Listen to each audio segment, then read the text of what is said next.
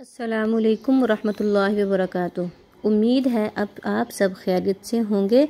अगर आप लोग कुरान पाक को तजवीद के साथ सीखना चाहते हैं, मतलब कि अपनी गलतियों को दुरुस्त करना चाहते हैं, लफ्ज़ों की आवाज़ों में फ़र्क करना सीखना चाहते हैं, जो कि लाजिम है, बहुत ज़रूरी है। अगर हम वो नहीं करते तो हमें सवाब नहीं मिलता बल्कि गुनाह होता है। ठीक है, तो आज मैं आपको जो पढ़ाऊंगी वो सूरह कुरैश पढ़ाऊंगी। कल हमने सूरह माउन पढ़ी थी।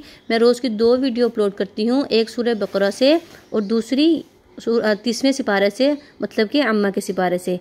अगर आप चाहें दोनों वीडियो को देख सकते हैं, अगर आप चाहें तो एक वीडियो को देखकर भी अपना कुरान पाक दुरुस्त कर सकते हैं। ठीक है, सूरतु कुरैश मक्किय्या, बिस्मिल्लाहिर्रहमानिर्रहीम, लिईलाफि कुरैश।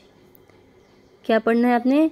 लिईलाफि कुरैश, मतलब कि ई को हमने थोड़ा सा लंबा करना है क्योंकि या साकिन है। या साकिन से पहले अगर ज़ेर होगी, इसको हुरूफ मद्दा का हर्फ कहते हैं, उसको हम लंबा करेंगे। ठीक है, ला को हमने लंबा किया क्योंकि लाम के ऊपर खड़ी हरकत है, ये जो अलिफ की शक्ल की है ना, इसको खड़ी हरकत कहते हैं। जहाँ भी ये आ जाए तो उसको भी हम लंबा करेंगे। ठीक है, कुरैश नहीं पढ़ना, आपने इसको क्या पढ़ना है?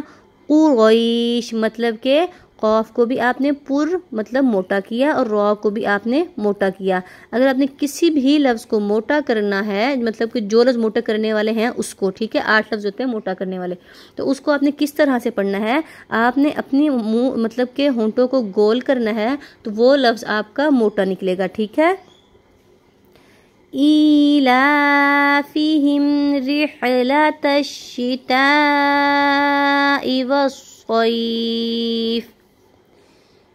ईला, ई को हमने लंबा किया क्योंकि इसके नीचे खड़ी हरकत है, खड़ी ज़बर खड़ी ज़ेर उल्टा पेश जहाँ आ जाए उसको हम एक अलिफ के बराबर लंबा करेंगे, तो इसको हमने थोड़ा सा लंबा किया। यहाँ पे हमने रॉ को बारीक किया, जबकि रॉ मोटा पढ़ा जाता है। अगर रॉ के ऊपर ज़बर या पेश हो तो भी रॉ मोटा पढ़ा जाएगा, लेकिन अगर रॉ के नीचे ज़ेर आ जाए तो हम रॉ को बारीक पढ़ेंगे। और आपने इसको रिहला नहीं पढ़ना, आपने क्या पढ़ना है?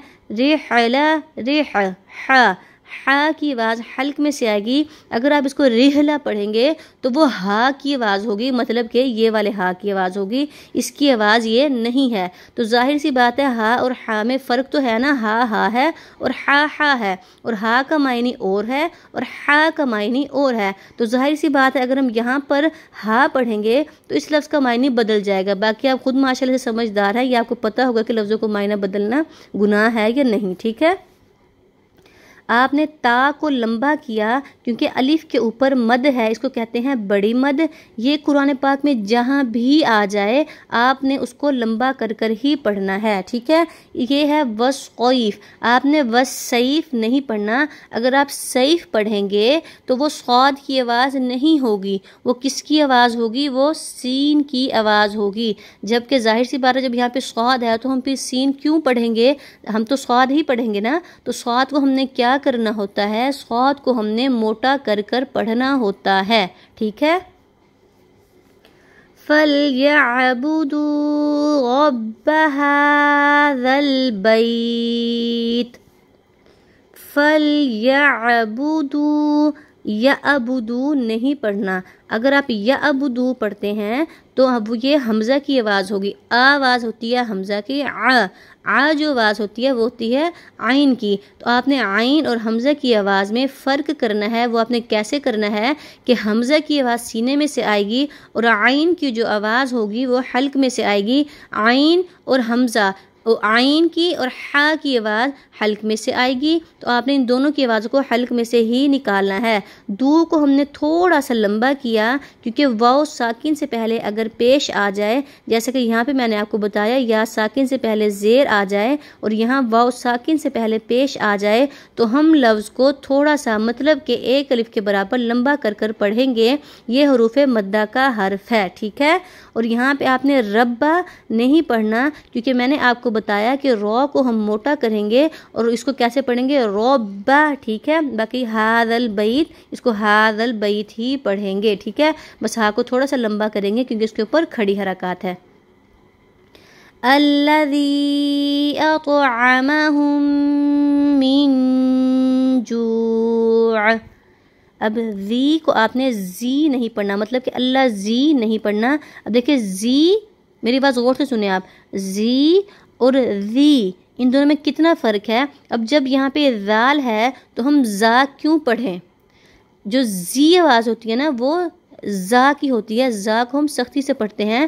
اور ذال کو آپ نے مطلب کہ ذال آپ نے ذال کو نرمی سے پڑھنا ہے. ٹھیک ہے، نرمی سے آپ کیسے پڑھیں گے کہ آپ نے زبان کو دونوں دانتوں کے درمیان میں سے تھوڑا سا باہر کرنا ہے، اس کو دبانا نہیں ہے. تو پھر آپ نے اللہ ذی پڑھنا ہے. تو آپ خود دیکھیں گے کہ آپ کی بہت اچھے سے نرمی کے ساتھ اللہ ذی نکلے گی. ٹھیک ہے، تو ات امہم نہیں پڑھنا. یہاں پہ آپ دو غلطیاں کرتے ہیں، ات کی اور اما کی. وہ اسی لیے کہ ات وہ تا کی آواز ہو جائے گی، وہ تا کی آواز ہوتی ہے، تو یہ تو کی آواز ہوتی ہے. ٹھیک ہے، اب آپ نے کیا خیال کرنا ہے، جب یہاں پہ تو ہے تو ظاہر سی بات ہے اب تو ہی پڑھیں گے، تا تو نہیں پڑھیں گے.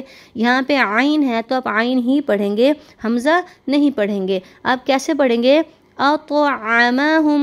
دوسری بات یہ کہ آپ نے تو کو ہلا کر پڑھنا ہے، جیسے میں نے ہلا کر پڑھا اتو. وہ اسی لیے ہم اتو کریں گے کیونکہ یہ قلقلے کا حرف ہے. وہ میں آپ کو ہر ویڈیو میں بتاتی ہوں کہ قلقلے کے حرفوں کو آپ نے ہلا کر پڑھنا ہے. ٹھیک ہے، اس کو قلقلہ کہتے ہیں. مطلب کہ 5 حرف جہاں بھی آ جائیں، میں نے کو بتایا ہے کون کون سے ہیں، تو وہ اس کے اوپر اگر جزم آ جائے تو اس کو ہم ہلا کر پڑھیں گے، یا جہاں پہ وقف والی جگہ پہ یہ لفظ آ رہے ہوں تب بھی ہم اس کو ہلا کر پڑھیں گے. ٹھیک ہے، وَآمَنَهُم مِّن خَوْفٍ. ٹھیک ہے، یہاں آپ نے بس خوف کو موٹا کرنا ہے، خواہ کو باقی آپ صحیح پڑھتے ہیں. اب میں آپ کو یہ پوری صورت پڑھ کے بتاتی ہوں آپ نے کس طرح پڑھنی ہے.